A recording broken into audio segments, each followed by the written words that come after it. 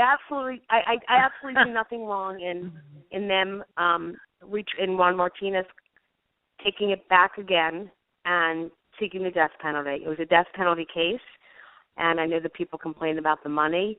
There's a family involved, and the heinous crime that was committed was certainly worthy of the death penalty.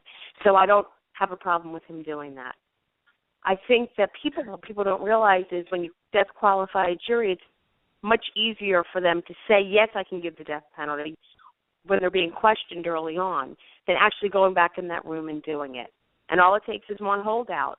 And that's exactly what you had here. You had one person who, for whatever reason, lied, number one, about his affiliation with the prosecutor and went back and said, I'm not doing it. And there's a lot of investigation that they wanted to go into because what happens when one person says, I'm not going to deliberate? Well, that's not a lawful deliberation. Everybody has to participate in deliberations. Then you find out subsequently that this person lied about their relationship with the prosecutor's office, and that's what you had here too.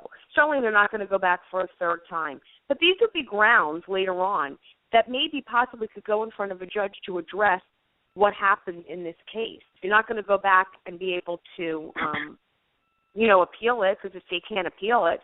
But it could be grounds if really found out that the juror failed to participate and really do his due diligence as a juror, it could be grounds later on for a rehearing. In this case, certainly after a second mistrial, they don't go back a third time. That's it. So the judge makes the decision as to whether or not. And this juror,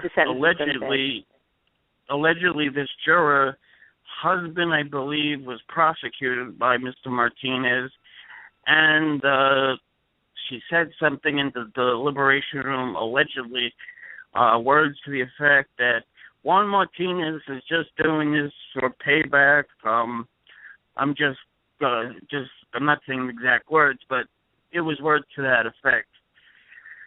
Do you think, from what you heard and what you know, and do you think she played by the rules?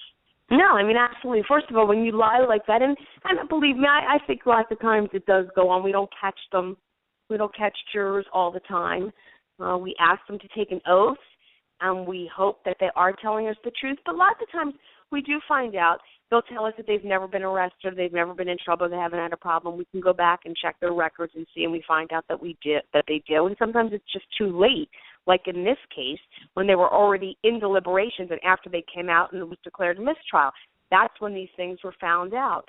And so, for instance, if they were in deliberations and that came out, if that person said, I didn't tell the prosecutor, but I'm telling you, this is my feelings about Martinez because he prosecuted my brother-in-law or whatever, that could be grounds to buzz the buzzer, come back out, pass a note to the judge, and have the judge declare a mistrial at that point. There's not real ways to rectify it after the fact. But if during those deliberations, there was misconduct in the jury room, then that could be grounds at that point for the judge to declare a mistrial and for them to start all over. So, there's different ways of looking at it. In this case, it was really, a day late and a dollar short because they had already come out, and then it didn't come out until afterwards. There was never a note sent out during the deliberation saying, hey, this guy lied, and this guy won't participate, and this guy won't go forward. Had that been the case, there might have been a different outcome. So right. And at the press conference, I don't know if you heard the press conference. They didn't really.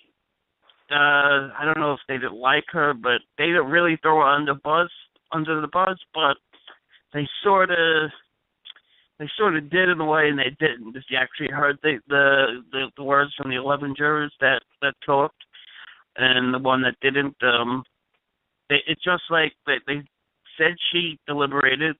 They said it was all in good faith or whatever, and I don't know, but I heard that she also went to one of the jurors went to Judge Stevens and said, "Listen, she's not changing her mind, this juror, and that's that." And then they went back out and deliberated for another whole week. Could that be possible? Yeah, because sometimes when you have somebody that if you're deadlocked or whatever, you read down here, we call it the Allen charge.